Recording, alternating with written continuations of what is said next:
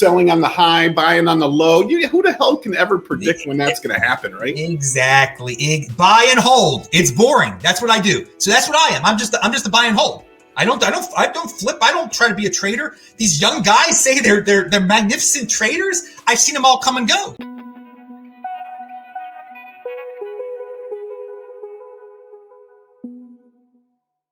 But I'm a big crypto guy. I've been a big crypto guy for about 4 years, but I have this new project. I guess I should go this way. This new project called the Rarest that we're trying to promote. We're trying to bring out now. But watching your video, are you a BitCoin Maxi or? As close as you can get. Yeah. I mean, but my opinion is nuanced. It's nuanced. I think people should be able to do what they were. I'm not into destruction at all. There are so many people out there that think these altcoins and everything else should be destroyed. I don't think they should. I think they should anyone should be able to do what they want to do. If someone wants to print their own money, they should be able to print their own money. I have no problem, but I'm not buying it. I only own Bitcoin, and I've been in this since 2013, and I've never sold a Bitcoin. Thus, you can understand why I can travel across the country and pick my nose all day if I want to, or run around naked or do anything. I never sold a Bitcoin in my life. So, but I bought quite a few. So it's yeah. Let me play on that. I get so irritated, right? So I'm not a maxi, right? I believe that I don't know who's going to win. I believe that Bitcoin will win on the financial front. I think it'll be the world's reserve currency someday. There are certainly going to be a winner, but I also see this metaverse. I see the play that's going on the other side. But man, when my friends tell me that they sold, I just get so irritated with them. I'm like, you're only in this for the money, man. I'm a believer. Right, I'm a believer in this. I believe that this will be everything. And I started in 2008, in the winter of 2018, buying Ethereum at 75, Bitcoin at 3,000, and I've never sold one penny of it. And I've been a hodler ever since. So I agree with you on that point, man. These people that, I got guys that claim to be crypto experts selling or selling, selling on the high, buying on the low. Who the hell can ever predict when that's going to happen, right? Exactly.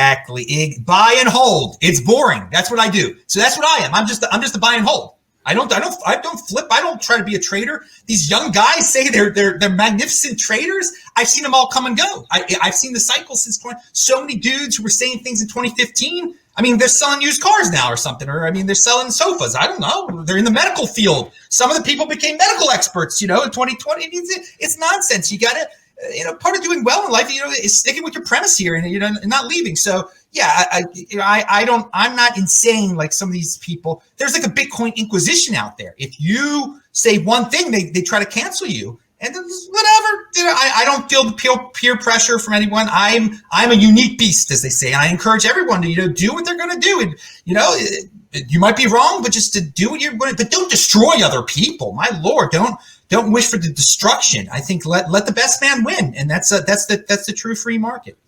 Yeah, and it's funny because there's so many people that I respect out there in the community, like Jack Mallers, right? What's the podcast, What Bitcoin Did. But the minute they start saying shit coins, I'm like detracted from them because I think, the saying is what all ships rise together. And this is, I think the true revolution is decentralization. That's the true revolution. And Bitcoin's won it on money. I think they will. They've definitely won it on money, but there's other aspects to decentralization that are going to help out everybody. Now, I think the Bitcoin community is saying, well, we're going to get to DeFi, we're going to get to NFTs, but we're just not there yet. So give us 5 years till we get there. I don't think some people would care about that at all. They just think, and I agree with the point that Bitcoin is the best money that's been ever created.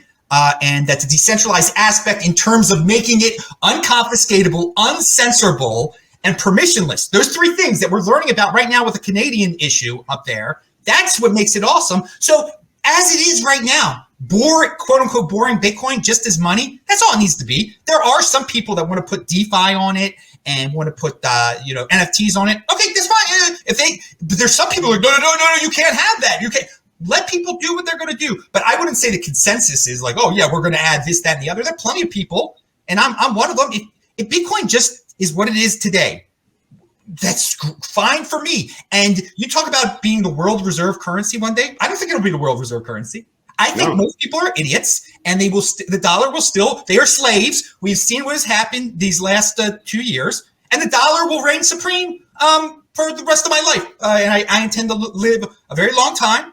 Again, people, they will make it a digital. It'll become a Fed coin, a central bank digital currency, and people will have accounts with the Fed.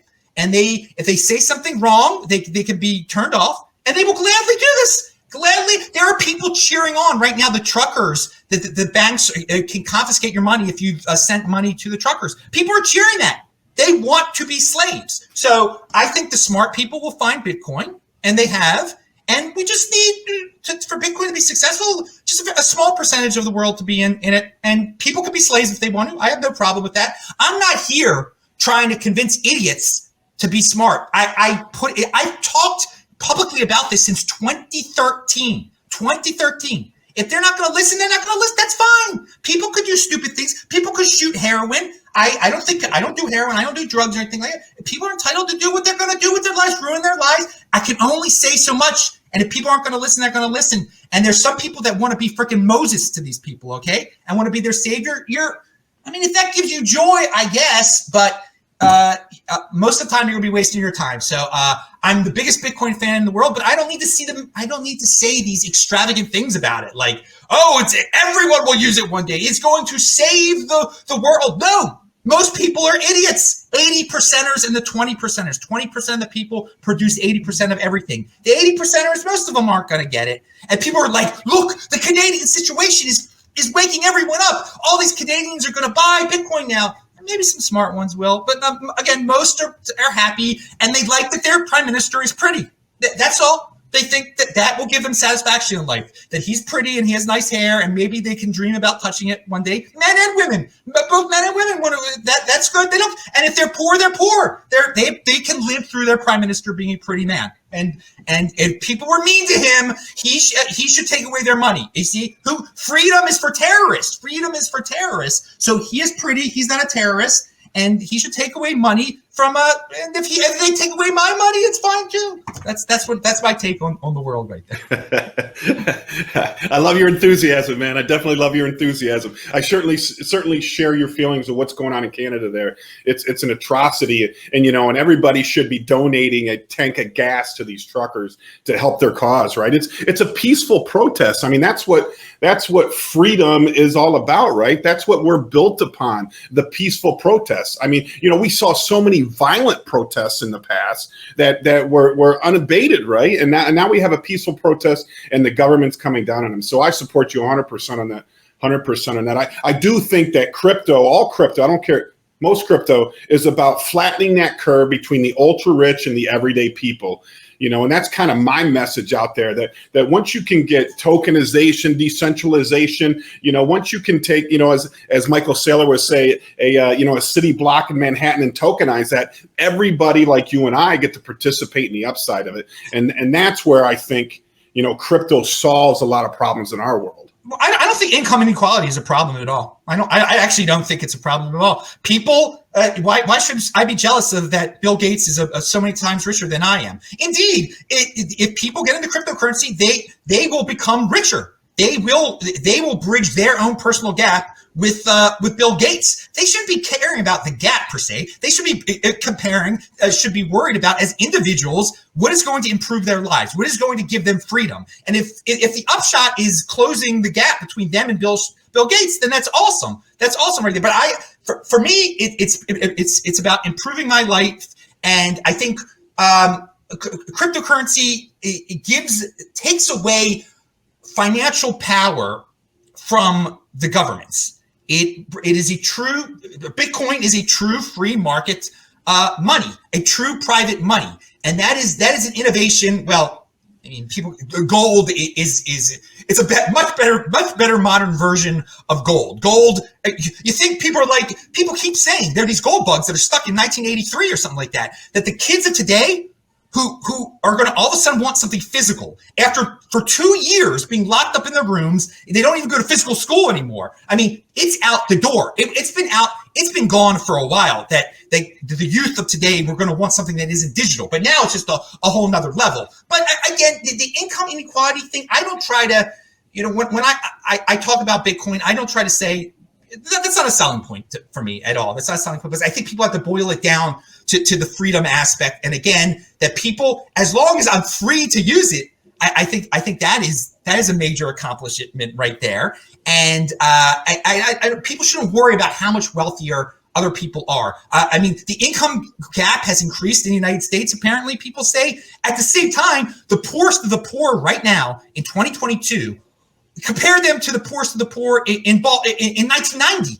They've got these little computers in their hands for free. They get free freaking smartphones now. All right.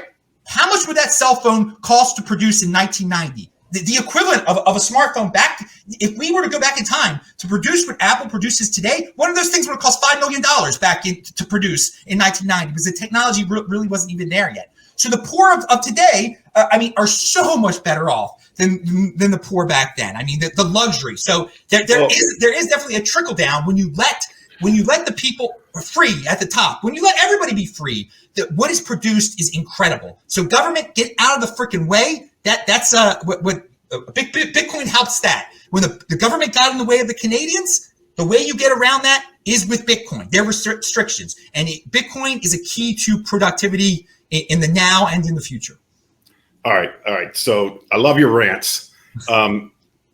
But okay, I'm not talking about the gap between the rich and the poor. What I'm talking about is financial inclusion.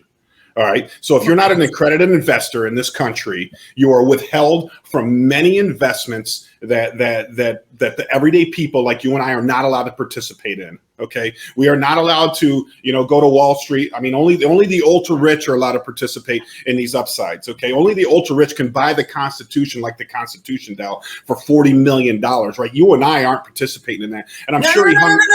I could buy that if I had $40 million. You're comparing two different things. To buy a pre-IPO of Facebook, we are restricted by the government. We are restricted by the government, not because of the cost of it, because they think we're going to rip off an old lady, or that we are an old lady and we're going to get. I agree with you that anyone can buy Bitcoin. So, and that Constitution Dow thing that you said, anyone could buy that. Anyone could, if they had $40 million, anyone could buy that. The government doesn't. That's the beauty of cryptocurrency, that anyone can buy. There's not a rule. It's permissionless. You don't need permission from the government to buy these things. But with the Facebook IPO, with all these, you're right. Only the ultra rich can buy these pre-IPO stuff, and that was the way it was for a long time. And with Bitcoin, and I made a video in 2015 about this, how it is like a Facebook IPO right now in 2015. Buy this thing because you were not allowed by the government to buy the Google IPO, pre-IPO. I keep saying IPO. The pre-IPOs, that the insiders, you had to be an accredited investor. That's the thing. But yes, cryptocurrency, Bitcoin, whatever you want to call it, you don't need permission. You don't need to be an accredited investor. That is freaking awesome right there. That is freaking awesome. Yes. Right. Okay. So, and also back to your point about the poor, I agree with you. Americans aren't poor, but you're either an American or you're. I think Bitcoin is a world currency, right? And there is a lot of poor in this world. There's a lot of people living on dirt floors, eating off. Who pollutes the most in this world? The rich and the poor, right? Because the poor are only worried about eating. The poor are only worried about surviving, right? And we don't see that in America. You're right. The poor in America got a 65-inch TV, Jordans on, and a cell phone, right? And they're trying to look rich. They're trying to look rich while they're living in Section 8 housing. So the problem is that the policy of America has corrupted the rest of the world and left 50% of the world poor. Because of our policies, our monetary policies. No. Have you ever seen somebody who lived on a dirt floor? Huh? Have you ever seen somebody who lived on a dirt floor? I traveled around Africa. I've been in Southern Africa, Mozambique. I was going to tell you, in 2015, I spoke, or 2016, I spoke at a conference in Harare, Zimbabwe, a Bitcoin conference in Harare, Zimbabwe, and we told the people to buy Bitcoin then. It opens the door to international wealth, to everyone who's got an internet connection, and they've had the opportunity for quite some time to get into this. And I firsthand looked them in their eyes and told them to do this, okay? But is that the fault of the United States of America? It's monetary policy that these people could have gotten into this in 2015, 2014 and stuff. No way at all. The United States monetary policy is, compared to the world, it's compared to the rest of the world, it is a shining beacon on the freaking hill, okay? In terms of being an individual, coming to be, compared to China, which is very strictly centrally controlled. It's becoming even stricter right now. Or Russia, which arbitrarily changes. The United States hasn't made these people poor at all. It's their decisions. The opportunity has been out there. Some of these people have, they realize that they're living in stinkhole countries, okay? Where their dictators are so corrupt. What I saw in Mozambique, what I saw in Zimbabwe, it's the corruption. What I saw in South Africa, their leaders. So you get out of there. You can't be a tree. But be a tree and blame it on America. That's what most people do. They stick in their country with their corrupt Pakistani leader or whatever and say, oh, we're poor. It's America's fault. Death to America. Their financial policies. No, leave. Go on a boat to Europe or the United States. Plenty of them are doing that, okay? There is opportunity out there. I don't buy the United States monetary policy as something that enslaves the rest of the world, okay? It is far from perfect what the United States is at all, but so many people would give their left you-know-what to come here. And some of them do give their left you-know-what to come here. They get off of that dirt floor. But there are plenty, as I said at the beginning, 80% of the people they're just going to they're going to be slaves. They're going to be happy to be slaves. And if they want to be slaves, let them be slaves. But I'm not scapegoating the United States of America. I am not about blaming it all. I'm about the only thing I'm about personal responsibility is the new counterculture, okay? That's what I'm about. These people got to take personal responsibility instead of scapegoating the banksters or the United States. The banksters, my butt. I don't care what Bank of America, everyone complains, oh, they're horrible. We're going to beat the banks. I don't care. I don't care at all. If we beat who's we? I am trying to make Adam Meister better here. Bank of America can keep on doing all their weird policies that they want to do, cut off the Canadians, cut off the this, cut off the that, cut off the conservatives. But don't play their game. Get in the big. The option's been out there since 2009 now. Why is still a scapegoat? All these people love the scapegoat, the banksters. Have you bought Bitcoin, you bankster hater? No, most of them haven't. They just love to complain. That's the world we live in today. So I'm very anti scapegoat. I guess that's the conclusion of that, Ray. Yeah, I mean, because you're all about, you're so fortunate to get in 2013. I don't know what Bitcoin was. Fortunate? What do you mean fortunate? It was big. They were talking about it for 4 years already, dude. It was my own whatever. money. It wasn't. You were all of this. How are you going to orange pill these other people that are sitting in a country that can't even afford food? They have to go recycle cardboard every day just to be able to feed their 2 children. I mean, I don't know how you orange pill these kind of people. You have to get them out of that poverty. You have to, I think that everybody has this basic necessity. And if there's a Bitcoin community can pull them out of that poverty, then maybe they can contemplate how the future can be better. But when you're at rock bottom, you're not considering, hey, maybe I should put my damn money in Bitcoin. You're not even contemplating that stuff, I get what you're saying that, hey, make the smart decision, your life will be better, but this person, the baby has malaria, there's no food on the table. I'm day to day with $3.12, I'm not contemplating Bitcoin. So I think that our strategy needs to pull everybody out of poverty. And I think the crypto world can fix that. Why should there be our strategy? There are plenty of people working. If that's your thing, then cool. I mean, I'm not interested in getting Bitcoin to the far corners of where they don't even have a cell phone coverage and it's a malaria-ridden swamp. Or you're right, they do have some better things to worry about than money at that point. I mean, that's not. I'm not going into the malaria of. I've traveled a lot, but that part of my traveling is over. Going to the most dangerous of places or the most inhospitable of places. Again, I think on that level, you preach freedom to people. Like your government is corrupt. Don't put up with this.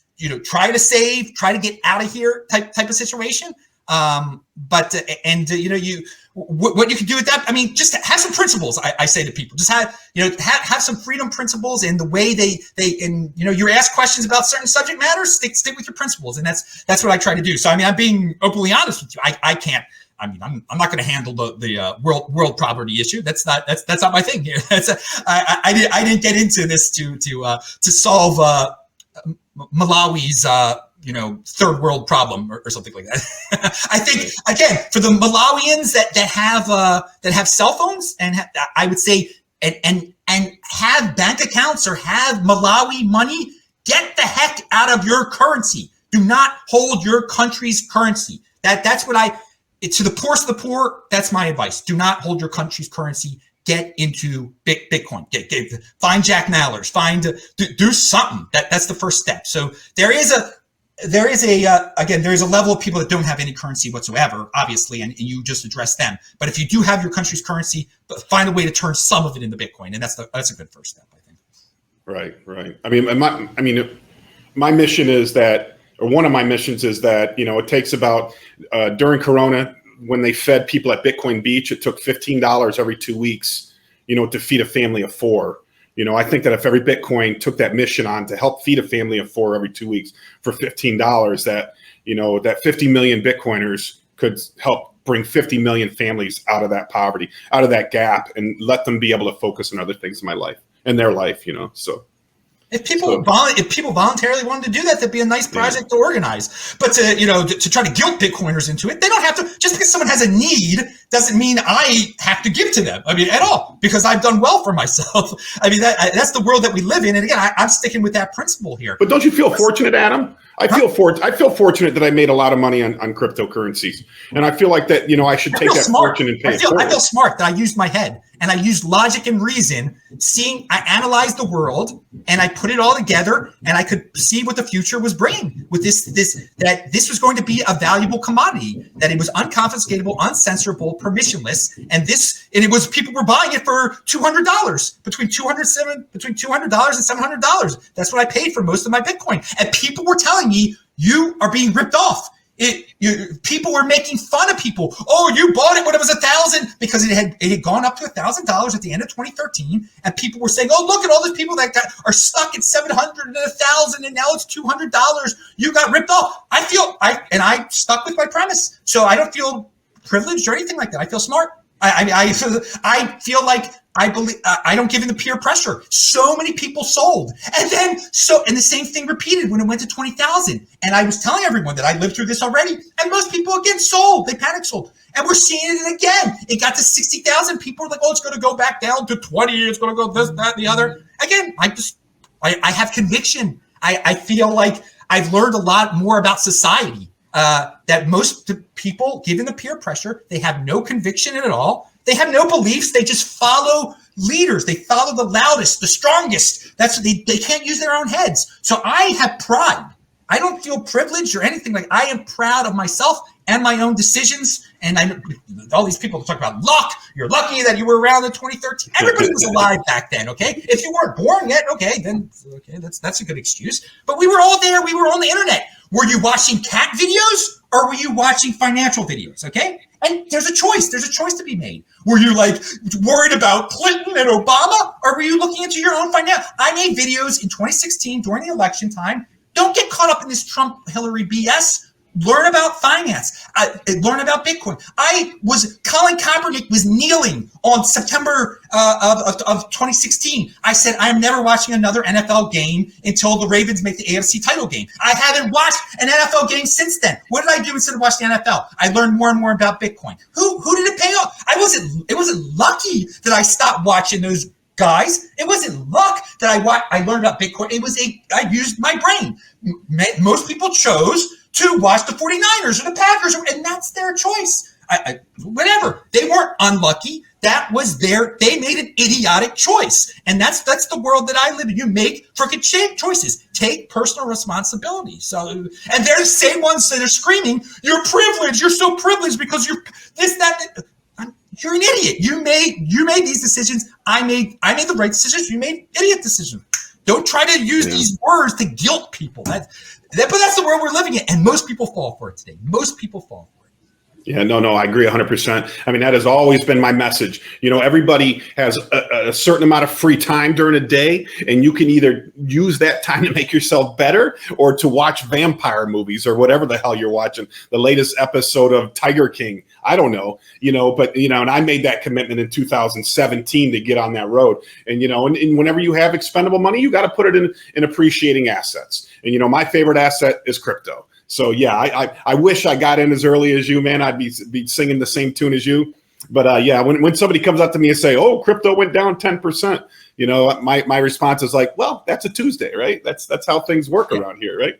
Yeah, right. That's how things work. People again. I mean, I've seen it all. I've seen it all, and I prepare people. I've like, there are going to be days when it goes down by 1,000. There's going to be days when it goes down by 10,000. I've been saying that for years. I mean, I can remember back in the day when the Bitfinex hack happened in 2016, and it went from the 700s to the 500s, which doesn't sound like very much, does it? People were going crazy.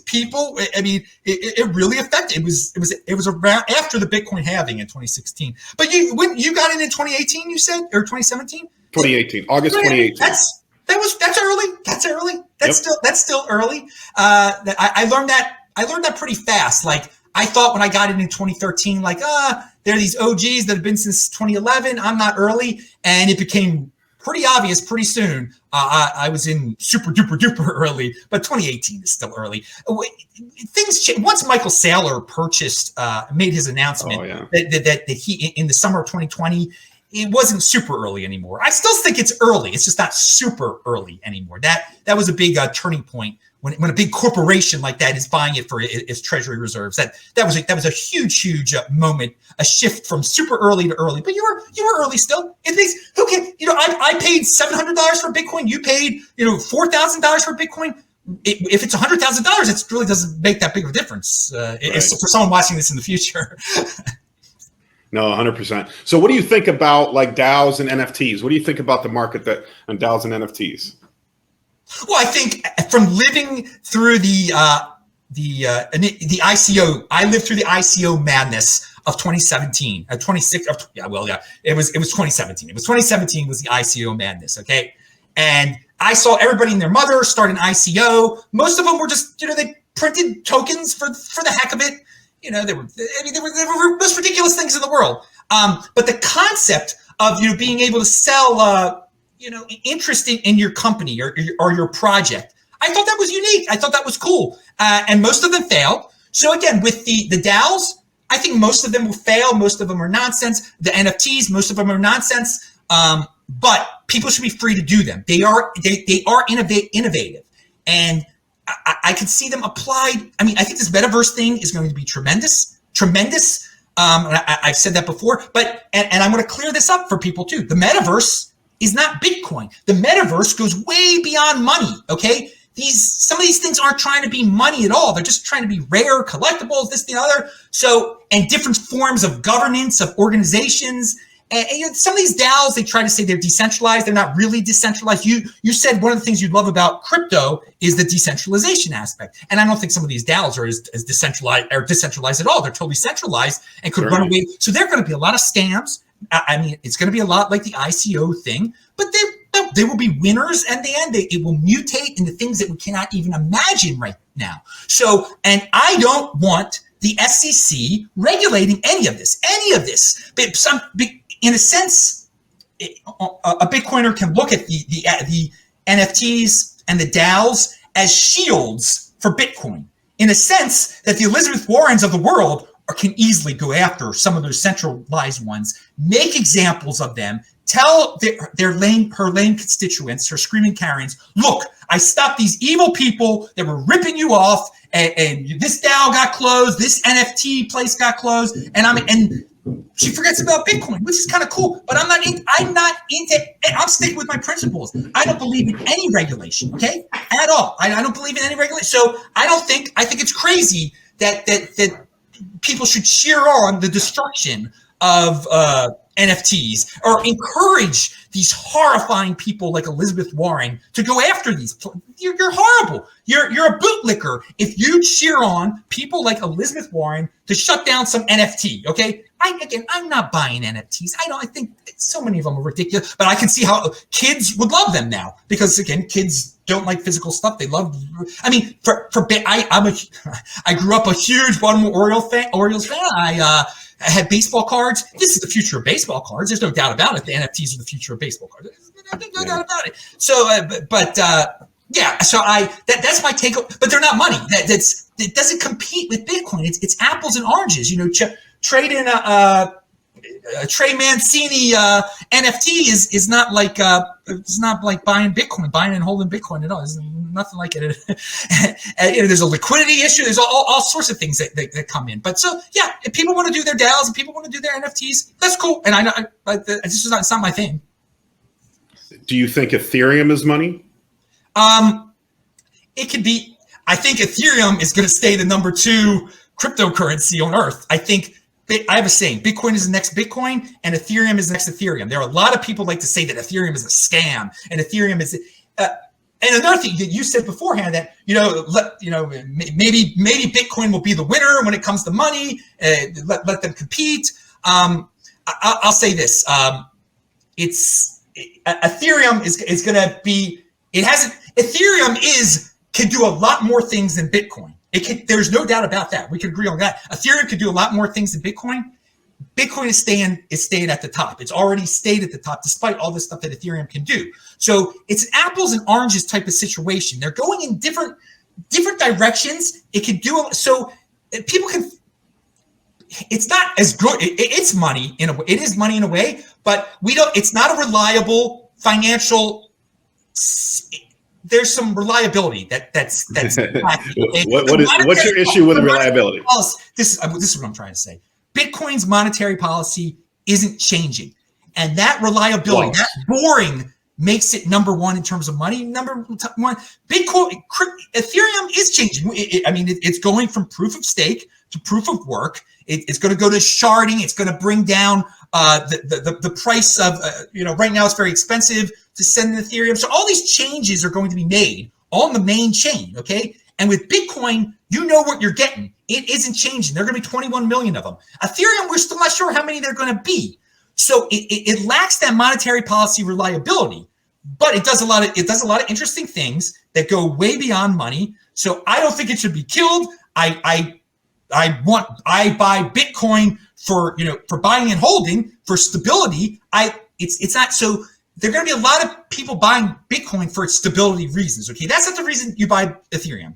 You buy it to build all these some things that I don't fully understand. Okay, so the DeFi stuff and all this does a lot of things easily. The smart contracts. Okay, Bitcoin to do a smart contract thing, it's cumbersome, but it wasn't made to do that. Now people can make it do that. Okay, cool, but Ethereum does that. But Ethereum, again, the monetary policy is changing. That is admitted.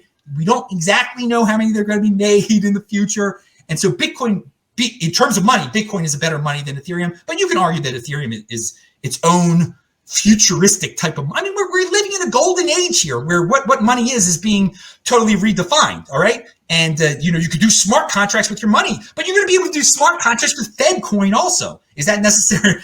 And get stuck in terrible slave situations there also. So there's pros and cons to everything, but Ethereum there is no next, there are all these coins that try to be Ethereum killers. They're gimmicks. They're gimmicks. I know it's Bitcoin has already placed itself on top of where it's going to be. Ethereum has placed itself on top of where it's going to be. People try to say MySpace and Friendster and Facebook, all this stuff. Dude, back in the day of Friendster, okay, a few years later came MySpace, and then shortly after came Facebook. There were 4 or 5 competitors, and Facebook won, okay? And it was in a very short period of time.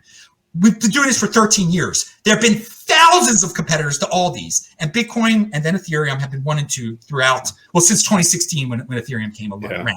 So again, and this doesn't make me some Ethereum pusher or anything. People are going to say, "Oh, you said Ethereum, you're not a Bitcoin guy." No, I can say I can talk about these things, Bitcoin is the next Bitcoin. Ethereum is the next Bitcoin, is the next Ethereum. Excuse me. Because all these other coins tried it. Some of their gimmicks are we're the next Bitcoin, we're the next Ethereum. No, they're not. There's only one next Bitcoin, it's Bitcoin. There's only one next Ethereum, it's Ethereum. And if you don't like that, then whatever. You're free to market your centralized coin. Anyone's free to do that. Yeah.